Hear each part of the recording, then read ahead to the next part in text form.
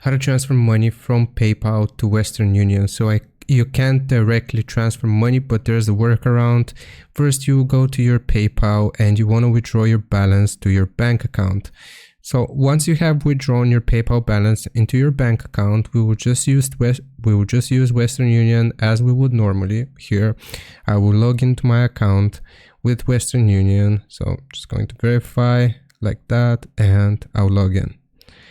Now, once you have been logged into your Western Union account, then you can use the transaction as you would normally, except this time you will have withdrawn your money from PayPal into your bank account, and it's going to take the money from your bank account and add it into Western Union essentially. So if you want to make a transaction here, you would type it out, then you will choose either pay in cash or cash pickup like that, and I'm just gonna click on next here, and you can add all of the other information, and afterwards you will just type out your card number as you would normally if you use the same card for PayPal and Western Union. And that's basically how you do it. So you're transferring money from PayPal into your bank account, and then on Western Union it's going to take the money from your bank account.